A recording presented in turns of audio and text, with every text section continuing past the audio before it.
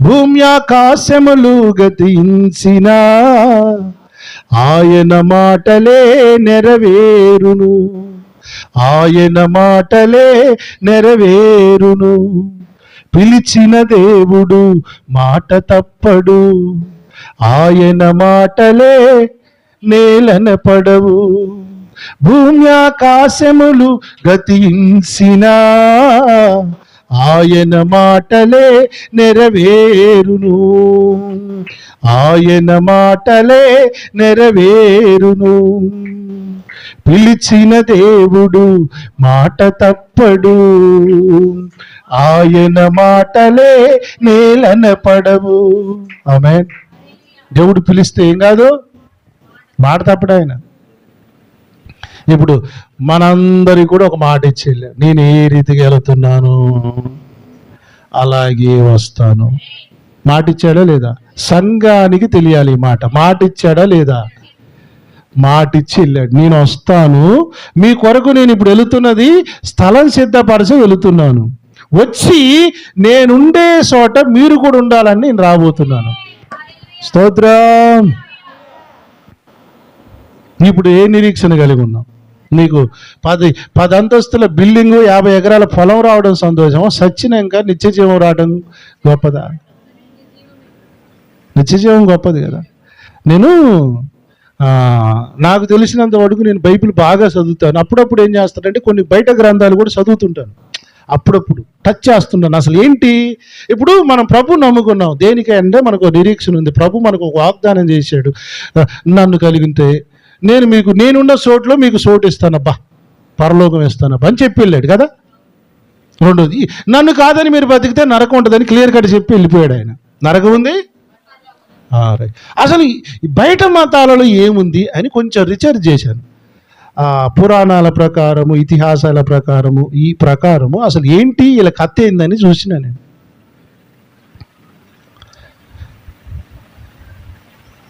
హిందూ మత ప్రకారము 30 రకాల నరకాలు ఉన్నాయి. విన్నారు ఎప్పుడైనా? 30 రకాల నరకాలు ఉన్నాయి. మంచిది. రెండోది, మరి నరకం ఉందన్నప్పుడు ఆ నరకాన్ని తప్పించేవాడు ఎవరో కూడా చెప్పాలి. అది చెప్పలేదు. అది అక్కడే ఫెయిల్ అయ్యారు. ఫెయిల్ కావడానికి కారణం ఏంటంటే నరకం ఉంది, అది 30 రకాలు అన్నారు. ఇప్పుడు 30 రకాల నరకాన్ని ఎవడు తప్పించాలి? మార్గం లేదు.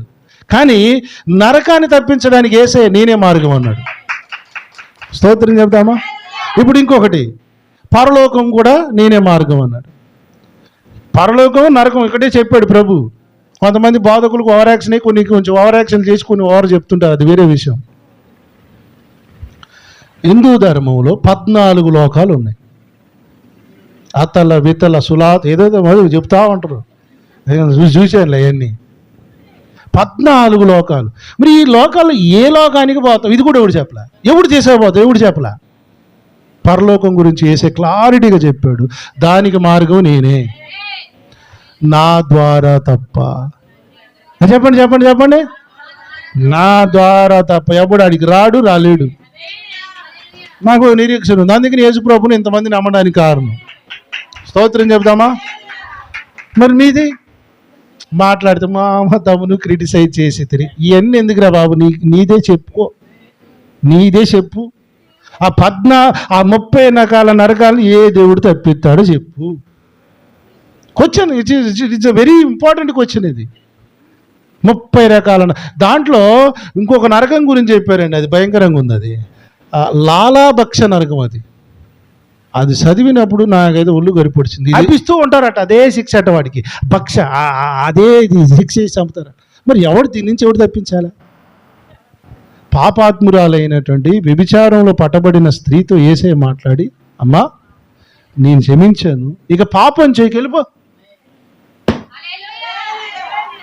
నేను క్షమించాను. యేసయ్య క్షమించని పాపాలు ఏమి లేవండి, ఆయన క్షమించాడు. పరిష్కారం దొరికింది. అందుకని యేసుప్రభు నమ్ముకున్నాను. ఈ లాలాభక్ష నరకం మాకొద్దురని ఆయన ఎగ్జాంపుల్ చెప్తున్నా. అలాంటివి చాలా ఉన్నాయి. గరుడ పురాణంలో నరకాలు కొన్ని ఉన్నాయి. అమ్ము అవి చదువుతుంటే భయం అయితే. మరి ఇప్పుడు మన భారతదేశంలో ఈ నరకాలను తప్పించుకోవడానికి ఇలా బతకాలని చెప్పినోడు ఏ పండితుడు నాకు కనబడలేదండి. నిజం. ఇప్పుడు ఈ ఈ ఈ దొంగతనాలు, మోసాలు, వ్యభిచారం, ఈ డ్రగ్స్ ఇవన్నీ మాను కావాలంటే, బంధు కావాలంటే ముందు ఇది బోధించాలి. ఈ 30 రకాల నరకాల గురించి ఇటు చెప్తే ఈ పాపం చేయడు కదా. ఇప్పుడు అది ఎందుకు చెప్పట్లేదు తెలుసా? ఇప్పుడు ఏమంటాడు తెలుసా? ఇదిగా జాకెట్ తీసుకురా, గాజులు తీసుకురా, బియ్యం తీసుకురా, కొబ్బరికాయ తీసుకురా, ఖర్జూర చెక్క, డబ్బులదే, దక్షిణదే, ఇది చెప్తున్నారు. ఇప్పుడు ప్రజలందరికీ ఏం అలవాటైంది తెలుసా? దాన్ని ఇప్పుడు వీళ్ళు ఏం చేస్తారు? దుర్మార్గమైన పనులన్నీ చేస్తున్నారు. దక్షిణగా గురుదక్షిణ ఇచ్చి గురుభక్తి చేస్తున్నారు. చూడండి, మీరు గురువులను తయారు చేసుకుంటున్నారు. గురువు అంటే అర్థం ఏంటో తెలుసా? గు అంటే అంధకారం, రు అంటే వెలుగులోనికి అంధకారములో నుంచి వెలుగులోనికి నడిపేవాడే గురువు అంటే. మరి ఇప్పుడు ప్రజలందరిని అంధకారంలోనే నడుపుతున్నారు. మరి వీళ్ళంటే గురువులు అవుతారు? ప్రపంచానికి విశ్వగురు యేసు. నేను అంటాను, బైబిల్లో రాయబడింది, నేను లోకమునకు వెలుగై ఉన్నాను, నా దగ్గరికి వచ్చేవాడు చీకటిలో ఉండడు, వెలుగులో ఉంటాడు. ఇప్పుడు వీళ్ళందరికీ నేర్పింది ఎంత? గురుభక్తి నేర్పారు. తండ్రి బైబిల్ గ్రంథంలో తల్లిదండ్రులను సన్మానించాలని చెప్పాడు ఆయన. తల్లికి, అమ్మకి, నాన్నకి అన్నం పెట్టడు పోయి ఈడు పోయి గురువుకు ₹1,00,000 ఇచ్చేస్తాడు. అమ్మ రాగం వచ్చి ఆడ పండుకుంటుంది, నాన్న పంచు అని పడుకుంటాడు. చచ్చిపోయినాక 10 ఆటలు కోతాడు, కానీ బతికుండగా 4 టాబ్లెట్లు ఇడు. నిజమా కదా?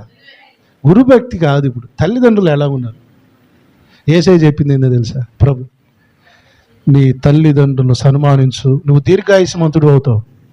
చెప్పి మాట, దీర్ఘాయుష్మంతుడు. మధ్యలో సావకుండా ఉండాలంటే ముందు వాడి కాలు ఈడి కాలు కాదు, అమ్మ నాన్న కాలు కట్టుకో, వాళ్ళని చూసుకో, వాళ్ళ ముడ్డి కడుగు, వాళ్ళకి ఒళ్ళు కడుగు, వాళ్ళకి తిండి పెట్టు, ముందు ఇది చెయ్యి. ఆడే ఎవడు కాళ్ళకి పట్టుకుంటాడు, ఎవడు కాళ్ళు పోయి కడుగుతూ ఉంటారు, ఎవడు కాళ్ళు ముద్దు పెడుతుంటారు. ఏం చెప్తున్నా నేను? అమ్మ నాన్నరా, ప్రభు చెప్పాడు, నువ్వు దీర్ఘాయుష్మంతుడు అగునట్లు నీ తల్లిని తండ్రిని సన్మానించు.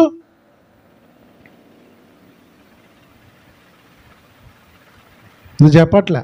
ఎందుకంటే ఇప్పుడు ఇంకా ఓపెన్ ఏంటంటే, ఇప్పుడు గవర్నమెంట్ దగ్గర కూడా డబ్బులు లేవు, స్వామీజీల దగ్గర కోట్లు ఉన్నాయి. మా సేవకులు పాస్టర్ గారి దగ్గర కూడా డబ్బులు లేవు, అప్పులు తిప్పలు పడుతున్నారు, ఈఎంఐలు అయ్యి కట్టుకొని. ఈ స్వామీజీల దగ్గర కోట్లు, వేల కోట్లు ఉన్నాయి. ఒకళ్ళిద్దరు ఉన్నారులే మన క్రైస్తవులు, సతీష్ కుమార్ గారు లాంటి వాళ్ళు, ఎప్పుడు చూసినా మేకప్ వేసుకునే జయపాల్ గారు లాంటి వాళ్ళు ఉన్నారు. వాళ్ళు కోటేశ్వర్లే, మామూలు. ఇంకా మొదట దుప్పుకొని తిన్నారు అన్నీ. పైసా పెట్టండి అంటే రూపాయి పెట్టరు. పేద సేవకులకి ఎవరికైనా ఖర్చు ఇయ్యరు. కొడుకులకు ఆస్తులు పంచి ఇచ్చారు మంచిగా. డబ్బులు బాగా ఇప్పుడు ఎవరి కాడ ఉన్నాయంటే ప్రభుత్వాల కాడలు, బాబాల దగ్గర ఉన్నాయి. అందుకనే చూడండి, రాజకీయ నాయకులు ఎవరికి దండం పెట్టరు, పోయి బాబా గారికి దండం పెట్టొస్తారు. ఎందుకో తెలుసా? ఎలక్షన్ ఫండ్ ఆడే ఇచ్చేది. ఎలక్షన్స్కి గెలవాలంటే మీకేం ఉచిత పథకాలు కావాలిగా, మరి డబ్బులు ఇవ్వాలంటే అంచి వాడే బాబానే. వానికి అడిగి ఇన్కమ్ రైటర్స్ ఎవరు పోరు, రైడ్కి పోరు, ఇన్కమ్ ట్యాక్స్ వాళ్ళు పోరు, సిబిఐలు ఎవరు పోరు. ఎవరన్నా పోయారు అనుకో ఏమంటాడు తెలుసా? ఆ బుడ్డ కోసి ఇప్పి చూసుకోరు ఏముంది అంటాడు. ఆ బూడిద దులుపుతాడు. బుడ్డ కోసి అంటారు కదా, బూడిద బుచ్చేయులు. వేల కోట్లు. సాయిబాబా, పుట్టపర్తి సాయిబాబా చచ్చిపోయినప్పుడు టన్నుల కొద్ది బంగారం, ఆ ట్రక్కులు కొలిది బంగారం వెండి బయటకు వచ్చింది. స్వామీజీల దగ్గర డబ్బులు ఉండడానికి గల కారణాలు ఏంటంటే, ప్రజలని నువ్వు ఎవరినైనా చంపిరా ఏం కాదు, నేను పూజ చేసి నీకు శాంతి కలిగిస్తాను, నువ్వు ఎన్నైనా చేసిరా నేను చూసుకుంటాను, ఇది చెప్తున్నారు. కానీ 30 రకాల నరకం గురించి, 14 లోకాలలో శ్రేష్టమైన లోకం గురించి బోధకుడు అని చెప్పంగా నేను వినలేదు సార్. మేము చాలా క్లియర్గా నరకం అంటే ఏందో చెప్తున్నాం. పరలోకానికి పోయే యోగ్యులు ఎవరో చెప్తున్నాం. పరలోకానికి క్రైస్తవులు అందరూ కూడా పోతారని మేము చెప్పట్లేదు, చెప్పం. ఆడికి పోవాలంటే బుద్ధి కలిగిన వారు, మెలకువ కలిగి కనిపెట్టి భక్తి పరులు, నీతి పరులు అయితే పోతారని చెప్తున్నాం. కొంతమంది చెప్తున్నారు ఏదైనా పర్లేదు, చచ్చిపోయినాక బైబిల్ పెట్టెలో పెడితే పోతారని. ఆ కేటగిరీలో మేము లేము అని చెప్తున్నాం. పరలోకం అంత సీపు కాదు అని చెప్తున్నాం. హల్లెలూయా. మీకు అర్థమైందా ఈ బాధ, ఈ బోధ? మరువక జీవింప కృపనీయవా